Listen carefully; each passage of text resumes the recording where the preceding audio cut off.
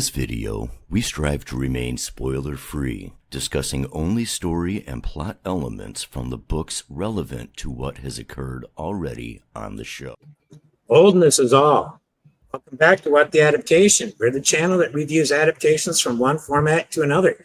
This week, we are continuing with MURDERBOT. How's everybody doing tonight? Oh, wait, who's with me? I have people on here with me. Who's above me? That'd be me, Bill. Roof Mistress Leigh-A.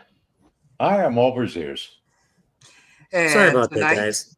No worries. We're doing All Systems Red, Episode 9 of MURDERBOT, which is, once again, written by Martha Wells, Paul Weitz, Chris Weitz.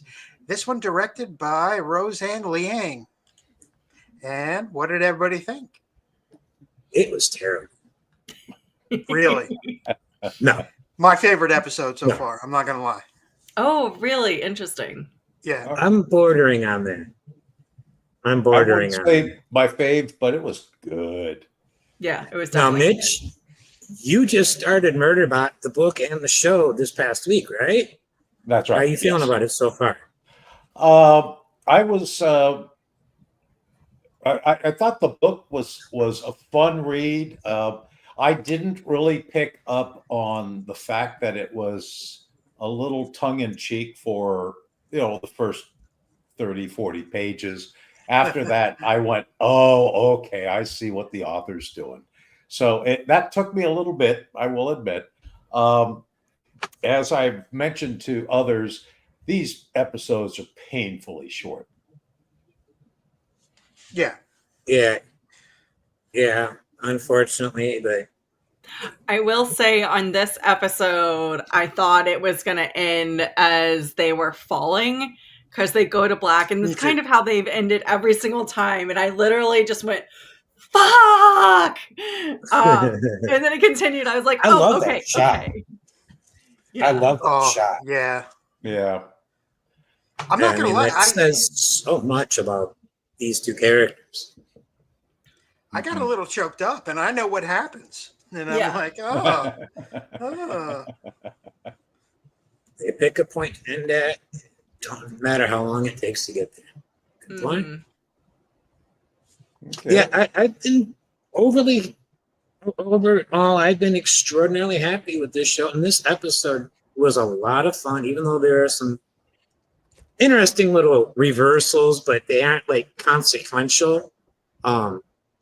It's like Martha Wells described the Greycrest group as not being professionals when it comes to more violent behavior, but this group kind of really feels like, they're used to it to an extent, at least Blue, the leader, definitely feels like she's used to wet works. Rita. She's don't Rita. know. I would say that she's probably more accustomed to manipulative behavior, but I don't know necessarily about violent. Yeah, she doesn't strike me as the sort of meet me outside so I can beat you up, but more of the I will ruin your life from the background and enjoy it. Mm-hmm. Mhm. Doesn't Well, mind she getting was- scrappy, but she's not necessarily doesn't go for She was- violence. I thought She's there was more a little interested bit in of naivety. torturing Mensa than doing a trade for information. So that tells me she's got a proclivity towards causing pain, Yeah, I which thought there to was me bit of is a naivety. violent behavior. I thought there was a bit But- of naivety, though, in that she was always coming back out of the little shuttle every time he brought up a new subject and such. So I think there's a certain amount of, I'll listen, rather than I'll react immediately. Yeah. Because she was constrained quite a bit. I mean, she could have just gone bonkers right from the get-go, and she didn't. Yeah. Well, and she's already started negotiating with them. So she could have just tore up their habitat and then found them and killed them. So she's giving a little bit of faith to I know Sec Unit in the book. Sec Unit in the book didn't see them as negotiating. They were leading them on to ambush them. Yeah. Well, and I think she's the type of person that's used to having sec units do the dirty. So again, she's not hesitant to do violence, but it's not her doing the violence. It's her sending the little minions off to do, like, the humans are definitely not doing the violence. Right, but would they do violence against another human just on an order, or only if the human actually were to threaten the sec unit's client? Given Deltfall, I would say their sec units, for whatever reason, are able to be assigned targets. Well, they did have that implant. What do they refer to that? The override Governor module. Yeah. Oh, combat override module. Combat Yeah. override, yeah. So perhaps they would attack another human if on order, as opposed to just in self-defense. Okay. Yeah. Well, Now, I don't get the impression that sec units can't attack humans. They just can't attack the humans that have paid for them. Right, their Right. clients. Yeah. So Their if clients. another group came and attacked their clients, I do get the impression that they'd be able to defend their clients against other humans. Oh, yeah. But we have to keep in mind, one of their sec units went into Deltfall, infected another one, and together they killed the entire Deltfall That's team. true. So,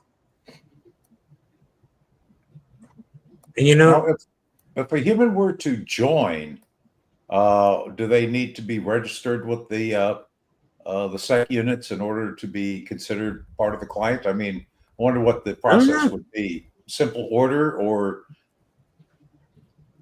probably something with a computer. Got to register them somehow. I'm sure. Or get added to the manifest, I'm sure. I think the company would have to okay you and say you are a part of the team for the sec unit to recognize you as part of the team. Otherwise, you would be secondary to the client. So yeah, because there is the bond to consider, which they make a point of referring to quite regularly in the book. It's rarely brought up in the show itself, but it's brought up in the book quite a bit. Yeah. Noam pointed out, I'm guessing, Noam, that you were saying this about what I was saying about, or what was being said about the team, the Greycrest team by them, that the Greycrest teams weren't professionals. I noticed that Tim Lee had a couple of instances this episode where she didn't seem like she was coming up with good plans. I mean, she had the plan that they already said they didn't want to do, which was auto piloting into their habitat, find the hopper, and then she was going to do. Oh, she was going to go down to the base and hack the shit herself when she didn't have the means to do it. I'm like, Garathan had to stop her. So, but he's correcting me. So let's see what he said. Oh, from when he said, "I will mess up your life from the background." Oh yeah, that is Pinley. That's a lawyer for you. That's a lawyer for you. I see Pinley doing that within a court. I don't see her doing that socially. Like, I will ruin you socially, which is more of what I got from their version of Blue. Is I'm happy to give orders and have my minions do things, which is fine. And I'll do what I can to ruin your life without actually putting my hands into the pot and getting dirty. She did shoot one of her own colleagues for running away. She shot the redhead. Well, she was running to take off and leave her stranded. So yeah, and that's the only person she shot at that she actually hit too, which I find funny. That's the only person she actually hit. But that's, I feel like that's an extenuating circumstances, because everybody's under fire. Her colleague is literally trying to take the only mode of transportation out of there.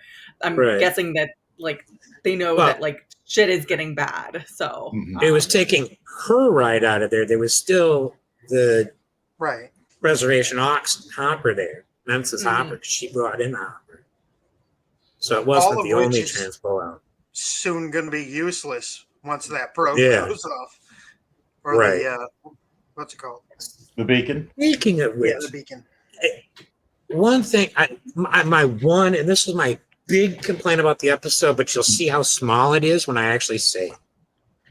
I wish more shows, and this show included, would actually take the final edit for how long something takes.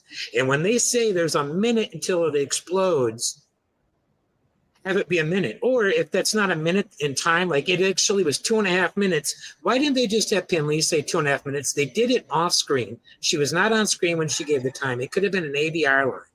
Hey, we need you to come in and say this line for us. Just this one line after we've got the edit. So when I say 2.5 minutes, it's 2.5 minutes. But that's me being OCD. I know.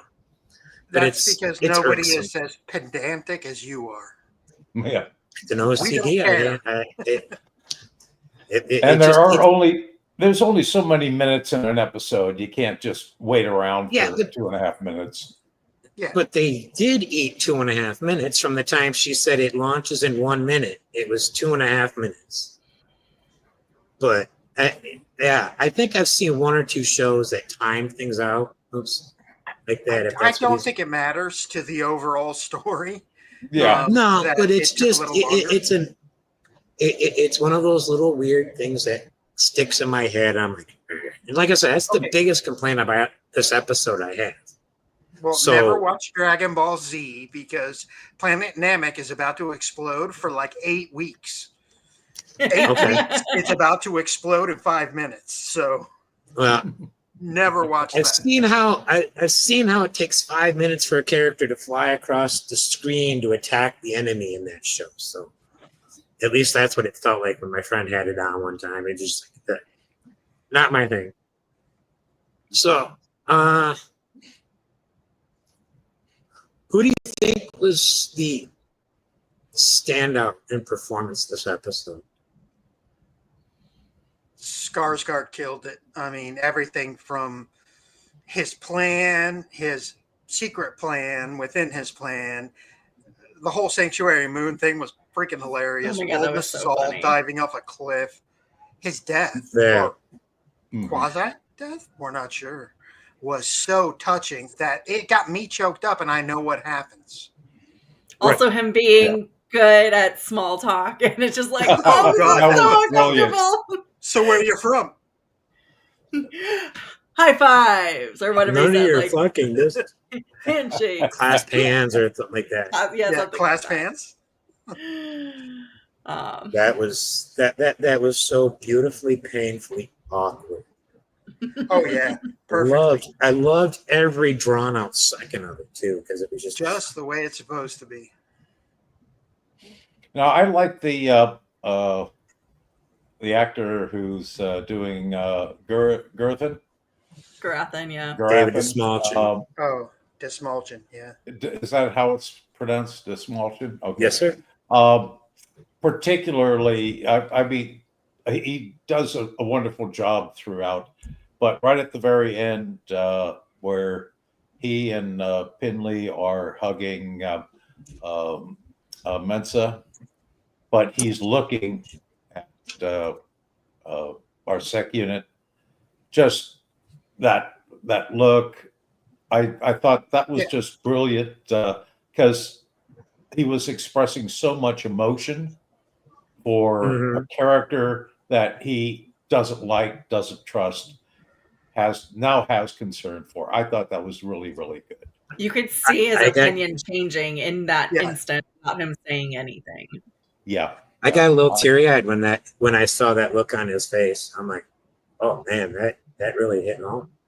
Me at least.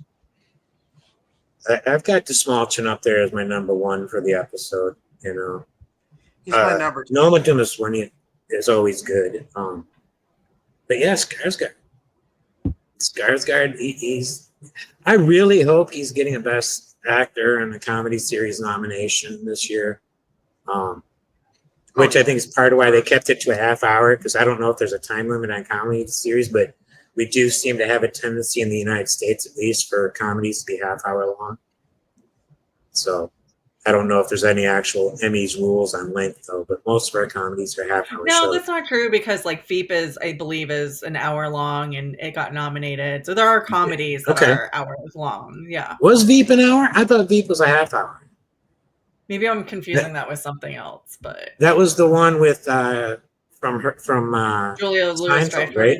Yeah. Yeah. I couldn't think of her name. Oh. Thank you. She's awesome. Mm-hmm. She's really cool in the Marvel universe. My goodness. I just can't get her dancing, Elaine dancing out of my head. Iconic. Looks like me when I was drunk at JordanCon. You looked better than what she was doing. Trust me, I was there. I saw it in person. That reminds me, I got to get that clip. Do you have a copy of it, Bill? Yeah, I got it on my phone. I just need to send it to you. Okay. Yeah, we So need to remind add me. that for a pop in, to pop in every once Oh, in a while. hell yeah. It's so good. All right, I had a complaint about the episode. Did any of you have a complaint about the episode? Even if I it's did. tiny. I did have one, Wanna and hear it's not tiny.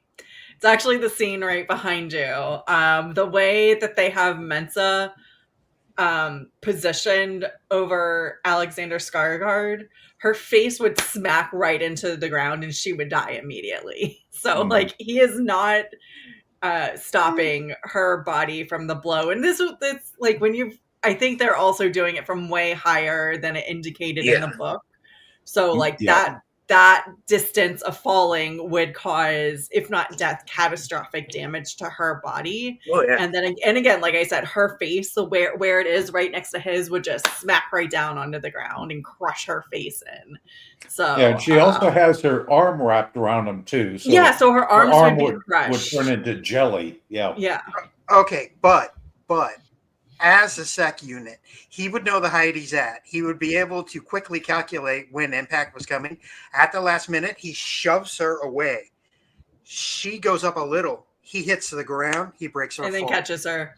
That's all he has to do. And I was thinking about that, but then he would still have, like, the way he would catch her she would still have, like, again, from the height. If it was less of a height, it wouldn't be quite so bad.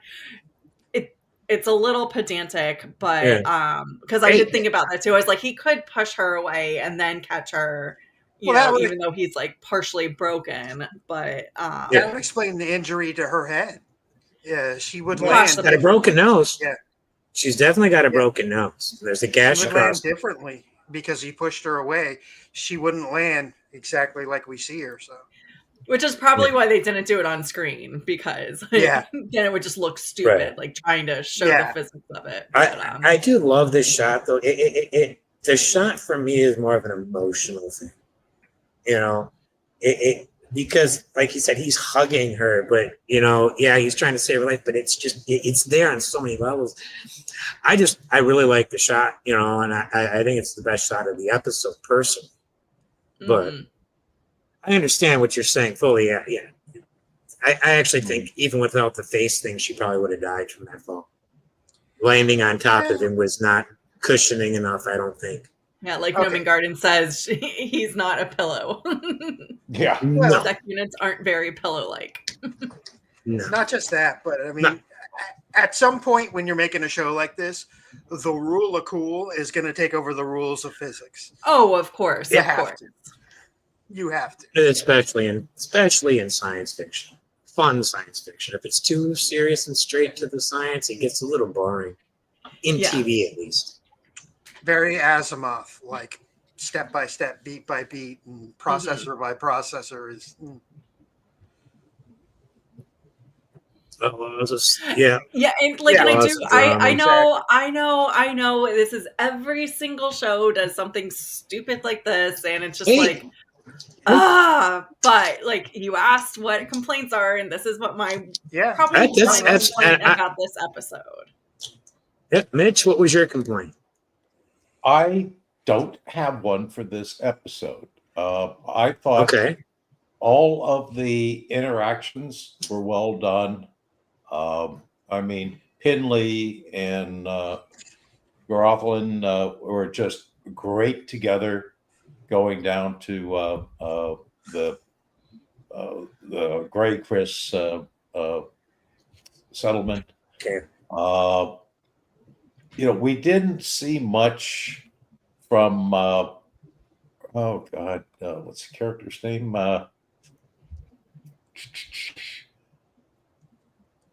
Rothie. Mm. Oh, What yeah. I loved, he had one thing that he did that I thought was absolutely perfect. I mean, otherwise he didn't have much to contribute in this particular episode. Um, I thought the baddies were fine. I thought they were great. Once again, there were a couple of things they did that are really outstanding in my mind. So I do not have anything that I can point at and say Okay. don't like. Yeah, same.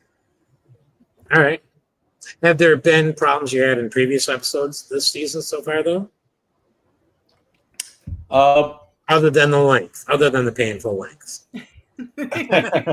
22 minutes is not long, so. Yeah, that's true. I thought, it's once again really kind of stupid, but the two insects, giant insects mating. I thought that, oh, for God's sakes, come on, give me a break, guys. I thought that was hilarious. Yeah, it was, but I thought it was. Now that has more of a purpose because of what happened with the bitten off sec unit head. So it wasn't just there for like. Right. That's true. It added filler. To the plot. Yeah. It wasn't a Deus Ex Machina. It was protecting its young. So.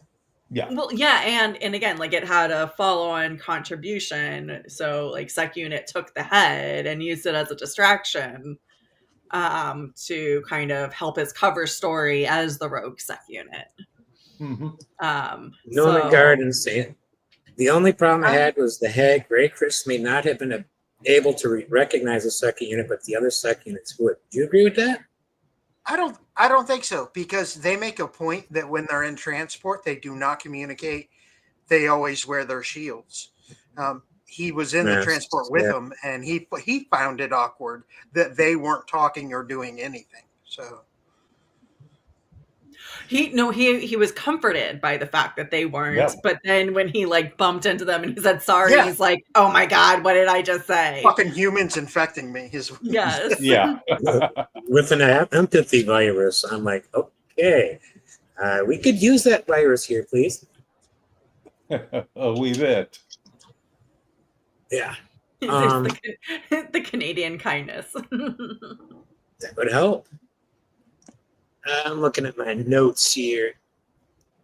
I had a little thing. This is on a production side. Can anybody else think of the last time?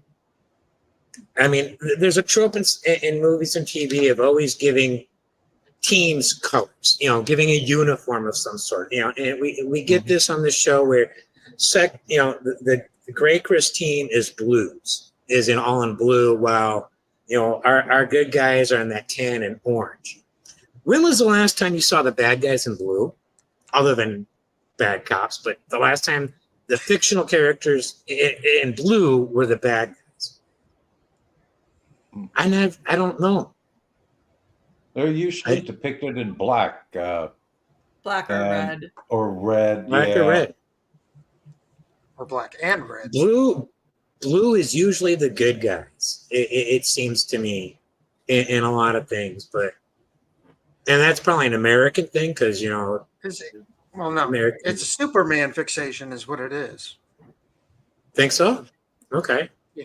Well, yeah, but blue is also, the color of the sky, the color of the oceans and such. So well, and they're like there's a military tradition of calling your own forces the blue forces and the oppositional forces red forces. So if you even see historical battle maps, your allies are typically depicted in blue or green, and then the adversaries are red or black. So there's a longer tradition. It's not just fictionalized. There is a lot of blue in their uniform, though, especially the base layer and their sec units and their habitat and their hopper. Blue is the dominant color in their camp. Which is what's described in the book. Like, it is described as that color in the book. So this isn't just an artistic production choice. Yeah. Their leader calls herself Blue, for Christ's sake. Mm-hmm. Well, does she, or was that Murderbot's name for them? Murderbot named them that. Was it Murderbot who named her? Okay, yeah. Well, she was to distinct. Yeah, so to distinguish them among each other.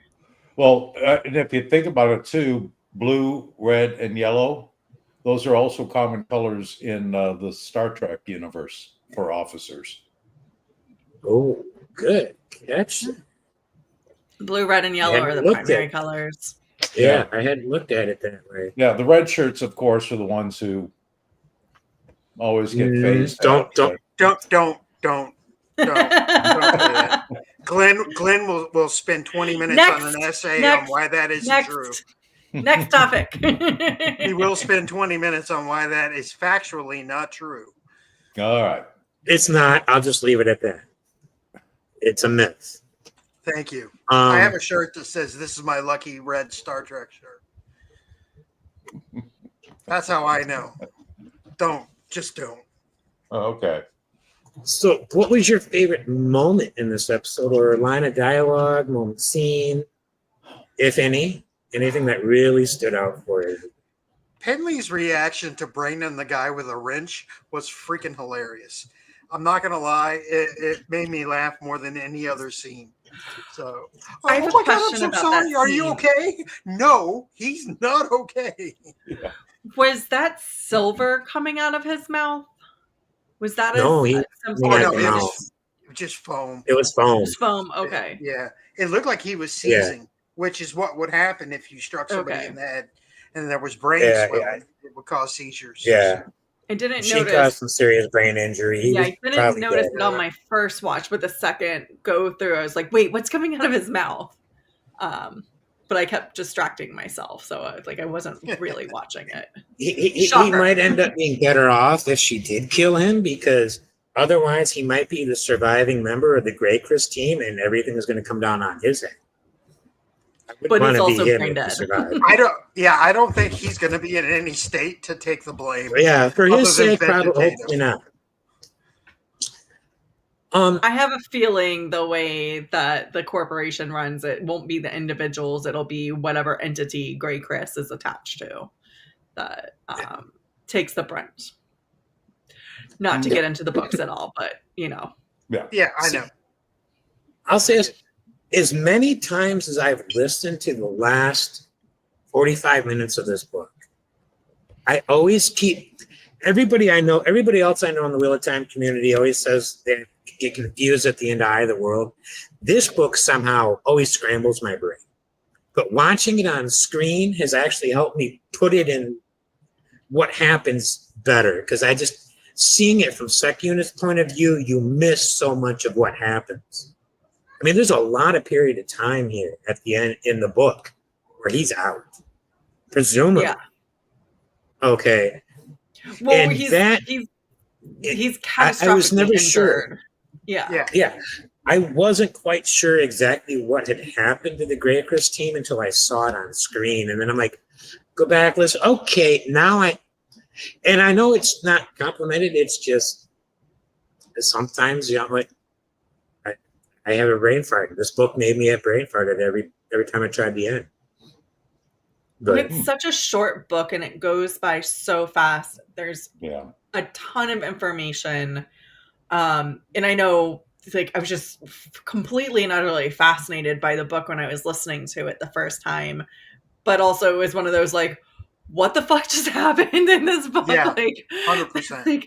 Because you're learning the world, you're learning the characters, you're learning about these planets, and you have to pay attention to all the details because all the details matter. So it's complete information overload for the first book for the first time.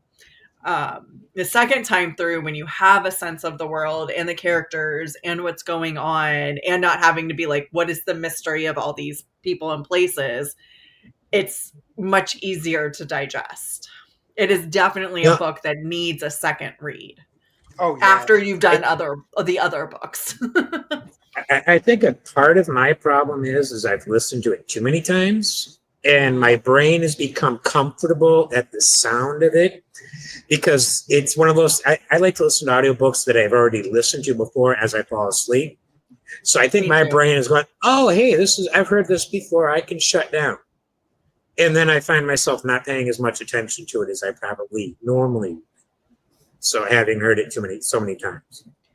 So you're that probably might be part asleep of my by the problem. time the end happens, or you're like in and out of consciousness. Yeah. Well, I could I'm just never curious- remember the crew name until the show. Now that I have a visual representation of them in my brain, I know their names. Yeah. And I'm like, Agreed. okay, now I can remember most of them and a couple that aren't actually in the show. Mm-hmm. Yeah. But without the show, I wouldn't remember any of their names at all. So And I read the books before I started watching this last week, and I ran into the same issue in that I'm conflating characters and so on. But I'm curious, since Sec Unit talks to himself so often, how is that presented in the audiobooks versus the narration? I mean, is it obvious? The same way It's it the is narrator. in the show, honestly. Yeah. Well, in the one I've listened to where it's just a narrator, that's the narrator doing it just like they do on the show. There's another one I listened to, I think, that was a graphic audio. You know, it had a full cast and everything. And the narrator is also doing the voice of Sec Unit, of course, because it's first person. So it's the same way. Right. I mean, you hear it. There might be a slight audio quality difference in the graphic audio version. I'm not sure. I'd have to go back and listen to it, But there is some tonality is an issue audio- that differentiates narration from I feel internal like- thought. Yeah, I feel like the context is very clear that most of the time it's talking to itself. Okay. Right. And then when it's talking to the scientists, there is a differentiation. And I can't explain it. I'll go back and re-listen to it again before next It's week. a speech pattern that's almost mechanical. It is. When he's talking out loud as opposed to internal. Okay, yeah, Okay. thank you. Yeah. Yeah, because noticed obviously on reading the the books, I've got quotes to help me out. Mhm. Yeah. Yeah, well, quotes in italics are great. When you're reading print on an audio, there's got to be some sort of Yeah. differentiation. I noticed- There has to be something obvious. Yeah. Yeah. On the show, the voiceover is the same voice he has when he's not wearing his mask. The only time his voice is any different is with the mask or over the radio. Well, You know, and it's but when almost it's almost a little louder, and it sounds like it's coming from all directions. Whereas when it's him in his suit, or not even in a suit, but like there does seem to be a directionality, and it's not quite as loud. Am I Okay. saying that right? You might- Am I describing that correctly? Like there is a distinct difference, because there was actually a point in this episode, because they're doing a lot of comms back and forth, and especially once Mensa shows up to where the Grey Chris crew is, and Sec Unit's talking to Mensa, and they're both talking to other people, the other Preservation Alliance people in other locations. And there was one point I was like, did he say that as a narrator? Did he say that to Mensa? And I had to rewind it a couple of times because I wasn't necessarily clear. And then when Mensa was talking, I was like, wait, is she saying this out loud too? Like, can everybody hear this stuff? And like, there was just a little confusion in my head about who could hear what. But it ultimately became clear that Grey Chris couldn't hear shit. And Sec Unit was talking to Mensa quietly in their little voice, and it wasn't a narration. And it's just like, so confused. I'm so glad I'm not watching this Well, drunk. Yeah, it That was would be weird. so awful. It seems to me when he's talking to himself, it's softer, and not softer in volume, but softer in tonality, because he's kind of talking to himself. Yet when he's talking outside, it's a little more crisp. And so more I robotic. kind of picked up on that a bit. I don't know if it's consistent, but I kind of picked up on that. I agree. Yeah. So 9 episodes in, who's your favorite character on the show? And is it different than who your favorite character in this book is?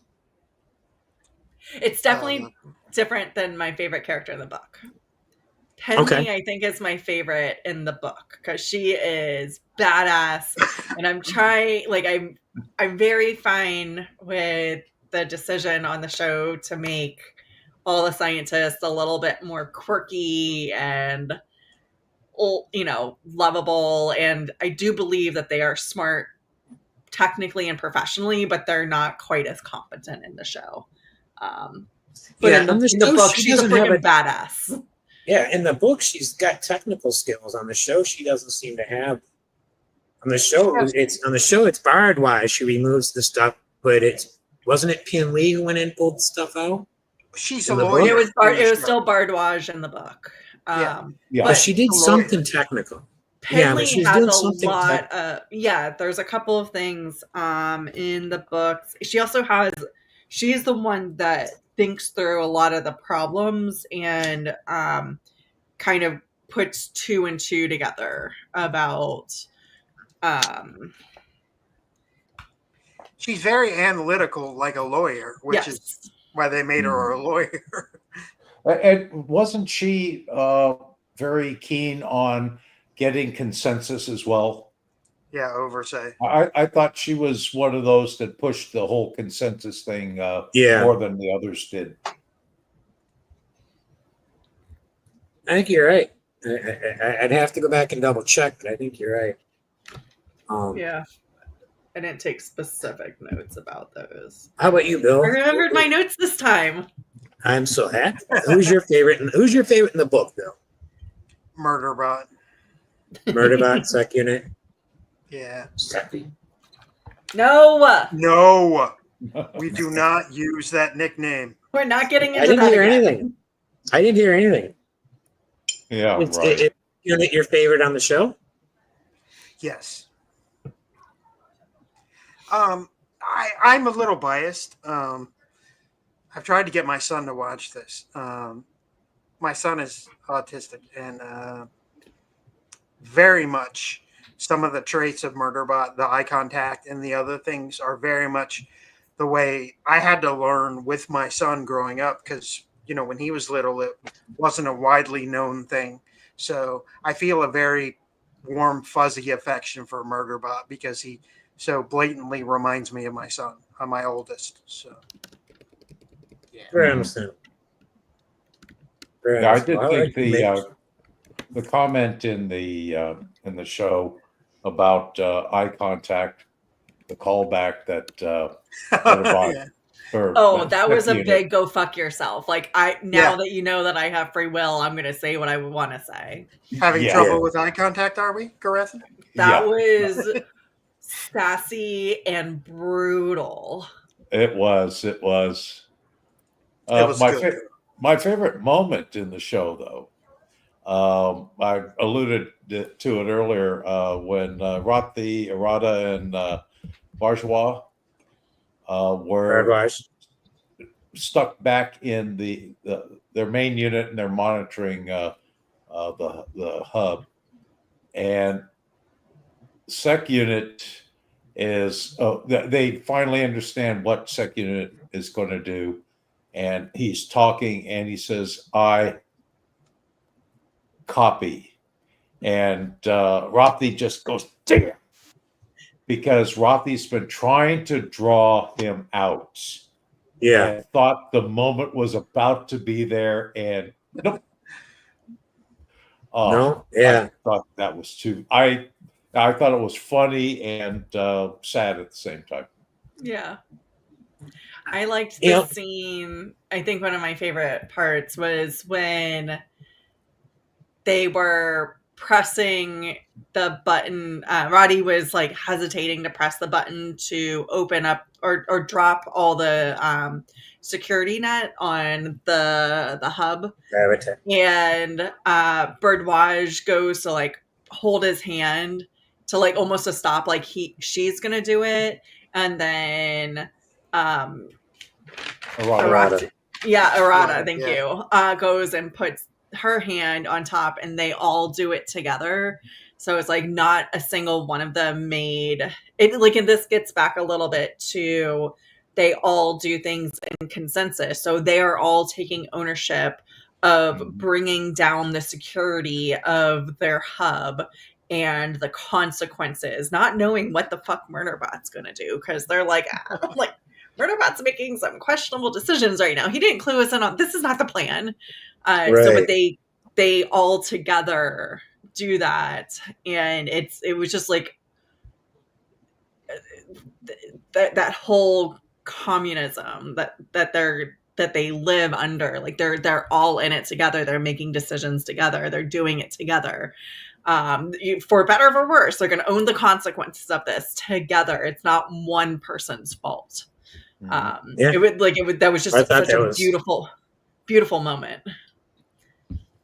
It stood out to me every time I watched the scene. So yeah, I really like that. I agree.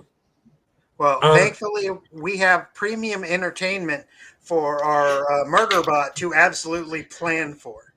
Yes, because all his plans come from Sanctuary Moon. Oh, can we go back to complaints? There was no Sanctuary Moon in this episode. Right. Yeah. Okay, I do have a complaint. That's it. A lot of quotes from it. There was a lot of quotes from the Sanctuary Moon. But we did have unfortunate. Someone else who knew about it and had watched it. So there is that. I love that the leader of Greycrest was like, "You mean that crappy soap opera?" And he's like, "Hey, you try making 2,376 episodes, a premium quality 2797." Whatever. Oh, yeah. I didn't memorize the number, so I didn't intend to, but it just stuck in my head. I think my favorite scene in the episode was it's when Mensa confronting the Greycrest team. I love how well she came across as confident. You know, you saw her anxiety, you saw her self-doubt kind of melt away when she came out walking down and confronted him. Whereas up until the moment she got there, she was in a panic mode. And then she's in front of him, and there's Mensa, their political leader, I think. And that's admin. Yeah. And I really love that. I'm also really loving, Noma Dumezweni's performance as Mensa overall to the whole season. She's just awesome. Mm-hmm. She's almost my favorite character of the show. I don't know why, but I think Rocky is my favorite character of the show. He's just, I think he's funny. I think he's an idiot, but I'm entertained by Rocky. Yeah. He's derpy. He's not an idiot. He's derpy. Okay, derpy is a nicer word. I will die on this hill. He's not an idiot. The man-child. Okay. Yeah, he's a man-child. Like, and I've said this, I feel like every single episode. Like, he's that 11-year-old who's just so excited and wants to help and do things, and he literally has the emotional intelligence of an 11-year-old. Mm-hmm. I definitely should have turned that gun down. Right. Oh, great. That was a great scene. I'm trying to think. Go ahead. I want to step back to your comment on Mensa. When I first saw the actress, I didn't recognize her. The moment I heard her voice, I was just, where have I seen her before? Where have I seen her before? And she was only on 2 episodes, but only Murders in the Building. That's where I first saw that actress. And the moment I heard her voice, I just went, oh my God, who is this? Who is this? And it took me a while to rack my brains and figure it out. But I was astounded. She looks, quite different from she did character-wise. But it really threw me a curve when I first saw her. It was amazing. I've seen her twice before this. 3 times before this. She was on Fall. No, that's a different Fall. I've seen her on Doctor Who. She was on 2 episodes of Doctor Who. But most of the rest of her stuff, I don't know. I know some of the names of these shows.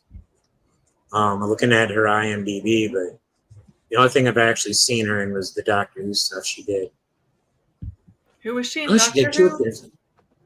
She did two different appearances. One was the 10th Doctor Adventures. That's a podcast series. She plays Rebecca, but then she was on the show itself. Let me find it again. I just saw it. Where did I scroll past it? Doctor. And the next one down it is Captain Magombo. I'm not sure what episode. I think that's from When a Good Man Goes to War. Season 4, episode 11, Turn Left is the first one that's listed here, 2008. All right, not the one I'm thinking of. Well, next time I do a rewatch of Doctor Who, I will keep my eye out for her. Man, that's a long rewatch to do. You know, there are shows that I am willing to hunker down for the long rewatches. You're just in for the long haul. I had to binge Doctor Who to catch up with it when I finally got into Doctor Who. It took friends convincing me I need to watch it before I actually did watch it. It took forever to. It was Torchwood that I liked first. Ironically, I watched Torchwood, and I had never seen an episode of Doctor Who until my buddy Jeff says you need to watch Blink. Oh yeah, that was it. It's one of the. I still say that's one of the best scripts that's ever been filmed on television. Is that episode? When you say you're watching Doctor Who, are you talking about season 1, or are you talking about the reboot after the pause? The modern Doctor Who. I've seen some of the old stuff.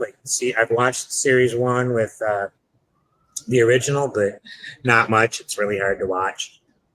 Mm-hmm. I mean, really hard to watch. I grew up on bad sci-fi. Go and find it. It's not easy. Yeah. It's not readily available. Otherwise, I totally would go back and watch the original. But I thought I caught it on BritBox. I don't have BritBox. Oh, it is on BritBox. Yes, that is the only thing it's on. There we go.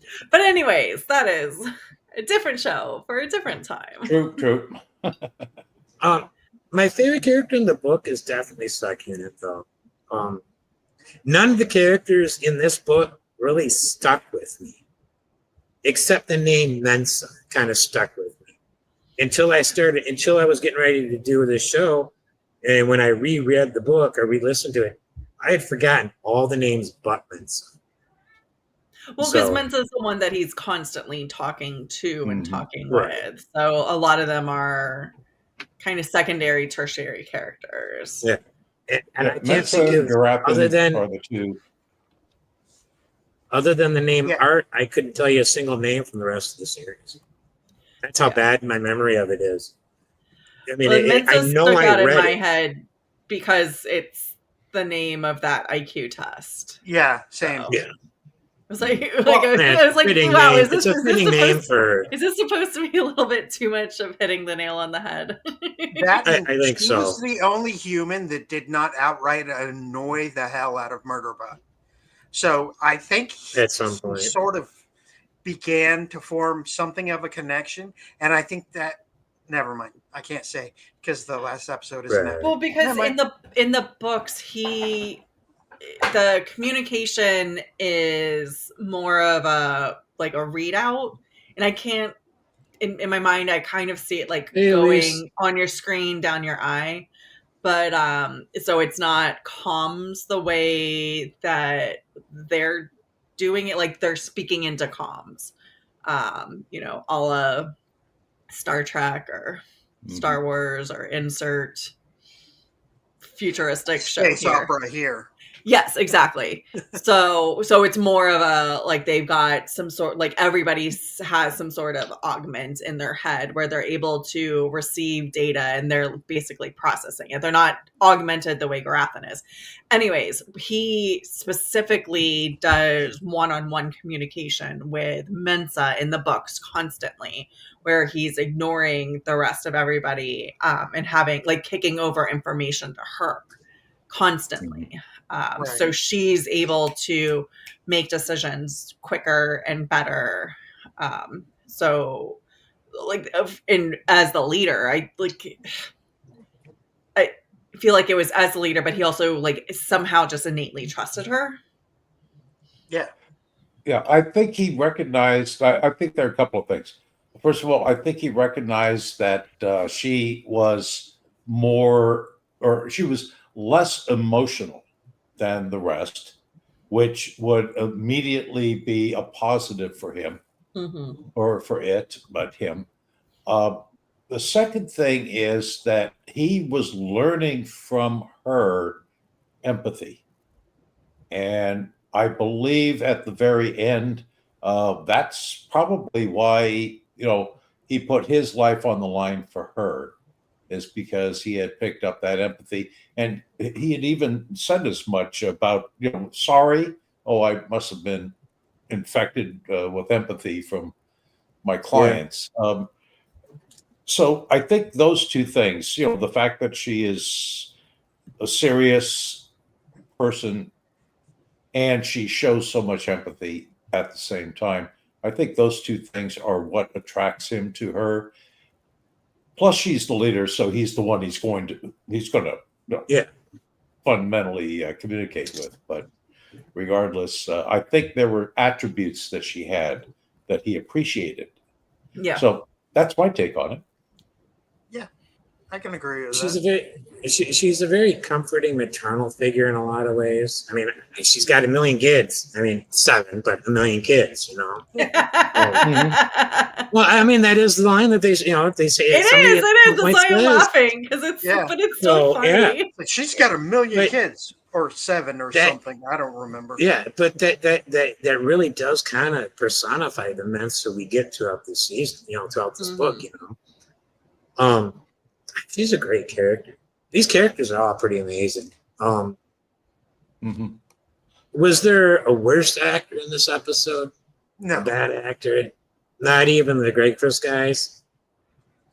No, they played everything to the T. So yeah, I think the worst actor was probably the first of the other sec units that got shot, because he's obviously incompetent, so they got rid of him first.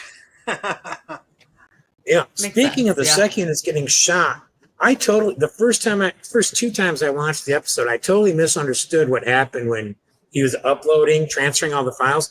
I thought the other sec unit's brain exploded. I totally didn't see until like my third watch that he had this hand there and he shot him from the side. I just all I noticed the first 2 times was the splatter inside the mask. I didn't notice the shot. I don't know how I didn't see the shot from the side. Is Sanctuary Moon so bad it makes your head explode? Yeah. It might just be. And having that much data thrown at you is kind of like having a strobe light in your eyes.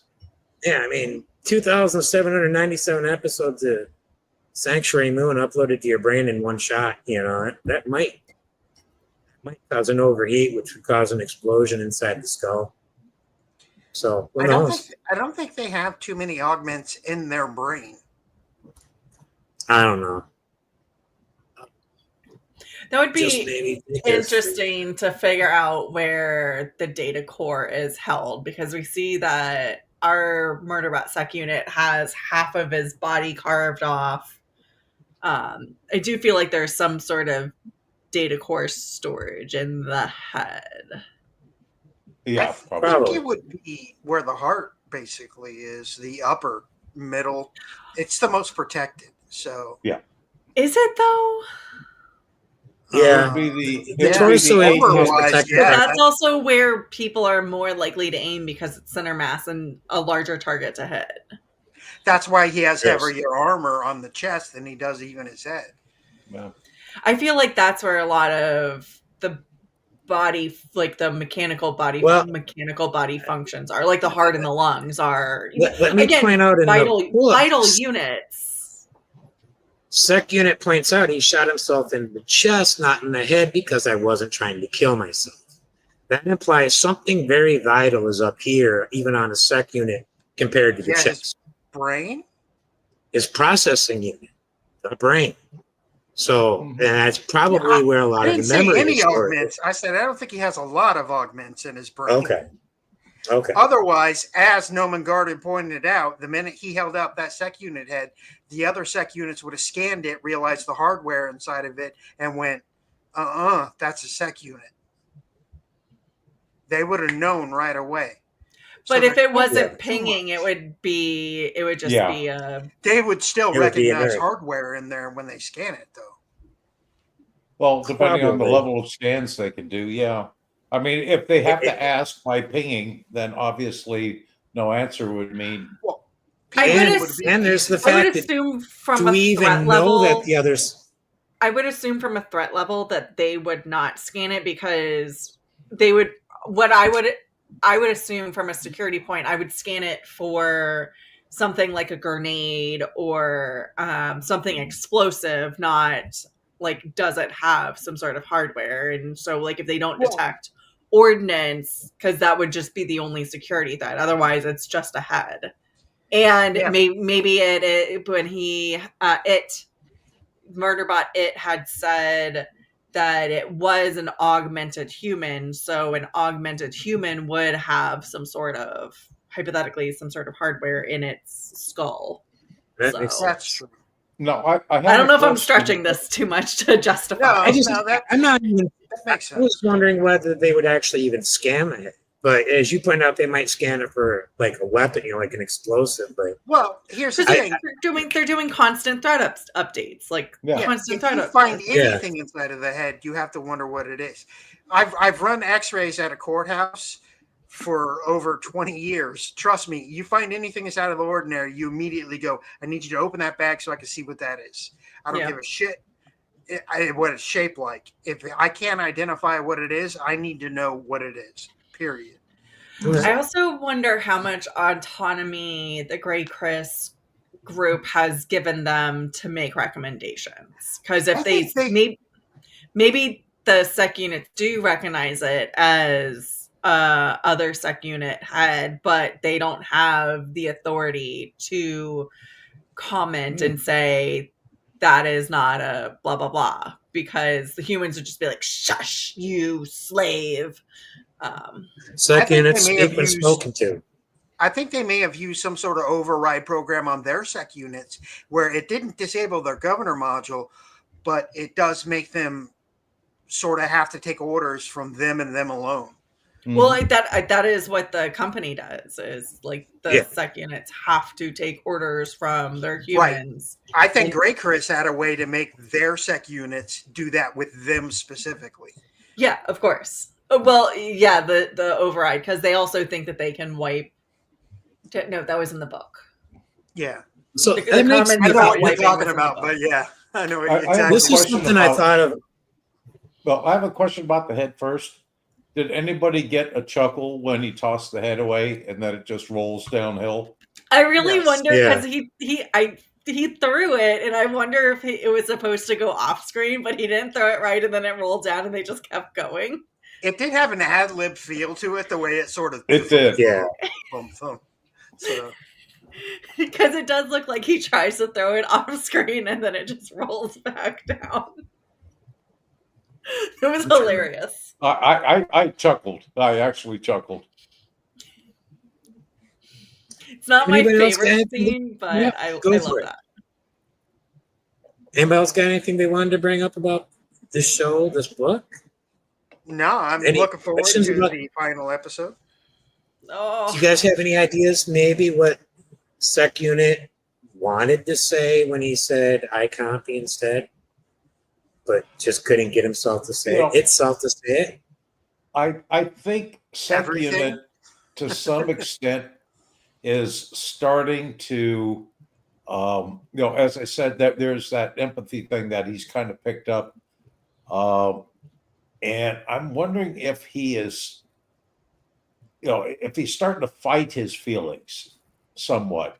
And so he wanted to say something and then couldn't. He just, it's just like his small talk. He doesn't know how. yeah. He wants to, but he just doesn't know how. And I think that's a big part of what's going on with Sec Unit at this particular time. Sec Unit had some growth this episode. He was able to look Grafton in the eye. Something he's not been able to do. He wasn't I should say, isn't the one that had issue with eye contact this episode. Mm-hmm. Which I thought was interesting. It was also in a position of power at that point, not the person being. That's true. Yeah. Dictated down to. Well, go ahead, Bill. Oh, I was just going to say, think about our very first words from Murderbot in episode 1 about how stupid humans are. And then his final words are, my clients are the best clients. Mm-hmm. Well, and I think. And that's straight out of the book, that line. Yeah. It is. Yeah.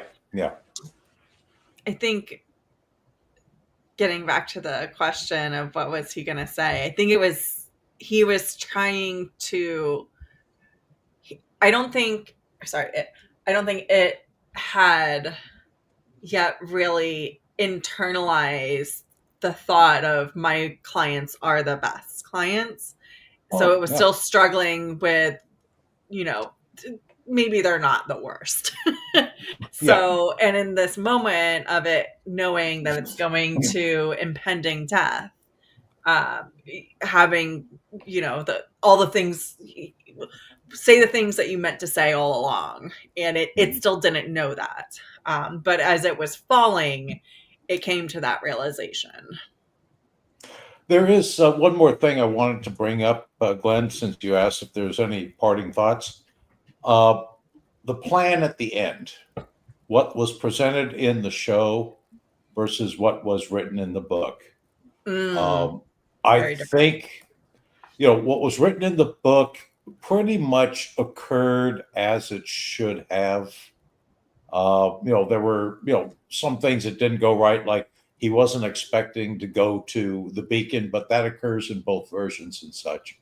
And, the fact that he, has to, bring Mensa to the Greycrest people and takes out the other Sec Unit, dresses up in his clothes and all that, and comes back. I mean, I think that would have been okay TV, but the way they went about it, requiring that drone as an intermediary, having constant communication through the drone to be able to launch the beacon. And the bird eating it. Yeah, until the pterodactyl got it. Yeah, you had to be quick to see the fact that constant communication was required. That popped up on the screen at one point in time. So having the destruction of the drone, and then Pinley and Garofalin, I can never get his name. Garofalin. Having them go on their little adventure, which they basically did in the books, but here it's augmented quite a bit. I thought that was really nice. The fact that Mensa had to come in on her own, even though she ends up in the same place that she did in the book, just a different way. I just thought the way they wrote it, as opposed to how it was written in the book, changes are slight, but I think it added a lot of extra tension, gave the other characters much more to do, because in the books, it's basically all Sec Unit. Well, it's pre-planned. Like they've all concurred with the plan ahead of time. It's Murderbot isn't surprising them with anything. So and here Murderbot surprises them, and then partway through they lose the drone. Everything goes cattywampus, and then they have to figure it all out. So everyone's a hero. So I thought that was a really nice change from the book. My second viewing of the episode, I caught this shot, and I didn't notice him the first time. Well, I didn't even think to notice him the first time because we didn't know Bird was going to have anything to do with the story. But you can see in this shot, you saw the flock of birds flying off in the distance just minutes before we get the bird eat the drone. I thought that was a nice little subtle. Subtle. When you should see him flying around periodically, like they're there. And there was a shot after the fact too, when Mensa had taken off to go to the beacon, and I'm thinking, "Oh my God, are the birds going to be an issue there?" But then it wasn't. Don't make Mensa crash. Do we really need to bring up any themes this week? I mean, it's been pretty consistent, I think, throughout the season, the series. I thought of one that was a little different today than the rest of the series. It was posturing. Oh. Yeah? You had everybody. Yeah, pretty much everybody at one point. Well, with the exception of the three in the hopper, like they didn't have to posture, but Penley and Garathan were posturing when they were going up to the Grey Chris hub to hack it. Murderbot the entire time was posturing. Yeah. Mensa was posturing when she came in. The Grey Chris people were posturing the entire time. Yeah. 90% of the time, somebody was posturing something. Yeah. Mm-hmm. On that, it's been pretty consistent. So, all right. Anybody got? I'm curious. Do you think sec units emotional state took a step forward today or in this episode from the previous ones, and how significant? I'd say huge. Comparing his first words to his last words, I'd say huge, and I think that's going to scare the hell out of him next episode. So I think that's okay. Also, its willingness to continue with the ploy and sacrifice itself, even though so many times its thought was, how do I get out of this alive so I don't get sunk into an acid bath, like get my memory wiped and sunk into an acid bath and repurposed. Meanwhile, now it's going to like go get slagged. Right. For its humans, because my clients are the best. Its humans are, its clients are the best. If I have to die, I want to die hugging a human. Yeah. Sec unit is emotionally attached to the crew fairly early in the novella, because there's that point, not even halfway through, where Sec unit is thinking about its clients being tortured. Names, I think Penley and Arata in particular, are being tortured, and it hurt. And Sec unit thinks, I don't like having feelings about real life, real world.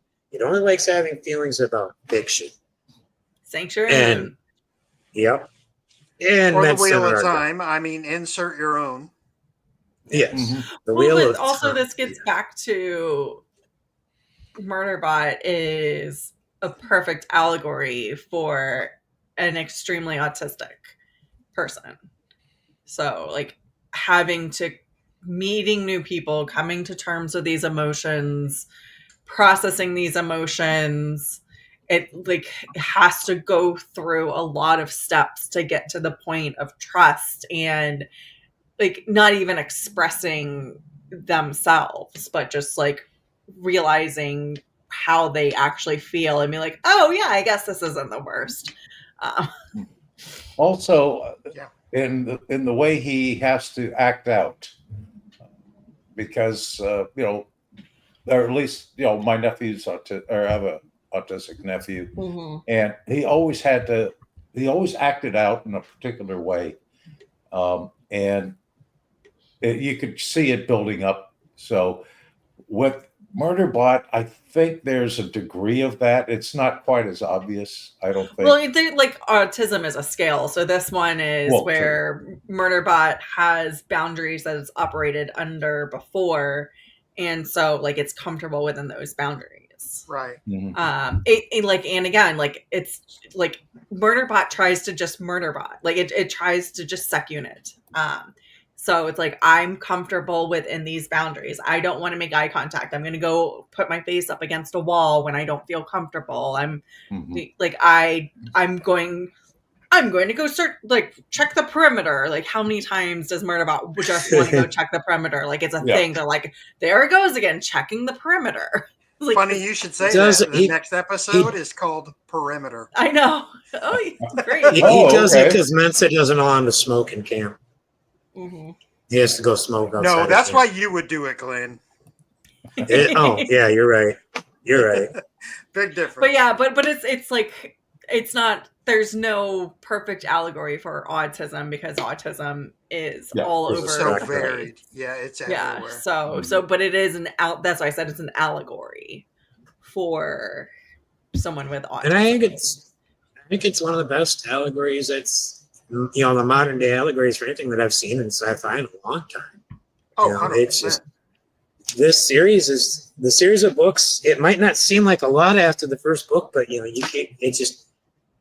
really is some great science fiction. And I'm hoping this show encourages a lot of people to pick up the books. For sure. And I think I really think it is. It has, because Audible, All Systems Read was available under their Plus catalog, the free catalog, so you didn't have to use a credit until the 1st of this month. So now you have to use a credit to buy it. And on top of that, at both I've got my library card, and I've got my sister's library card from San Diego. So I use both of those to get audiobooks, so I don't have to pay for shit. They were completely available 2-3 months ago, the beginning of the year when I listened to these, but even again 2 or 3 months ago. Today, when I went back, I was like, oh, well, it's not available on Audible anymore. Let me go look at my libraries. It was like, there are 7 to 8 month waiting periods at both of those. Oh, wow. The graphic one, though, in San Diego was available today for some reason, which I wasn't sure why.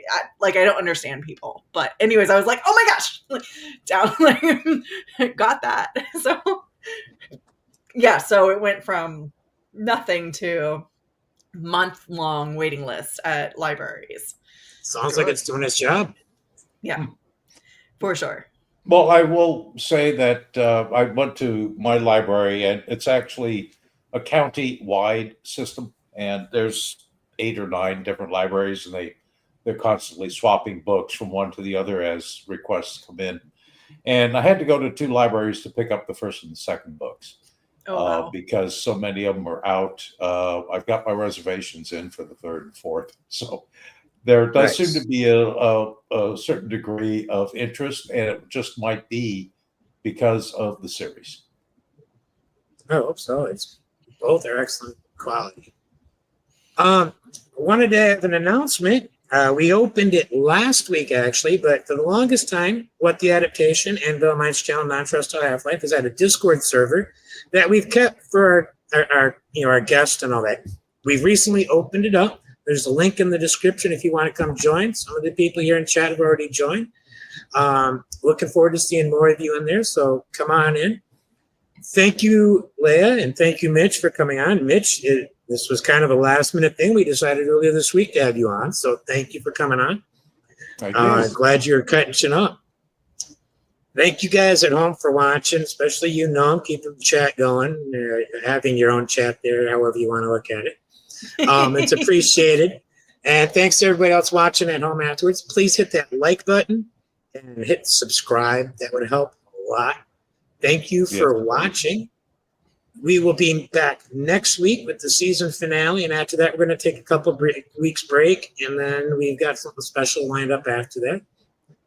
And anything you got to say, Bill? Before we go? No. Don't forget to be awesome. I stole it. See ya.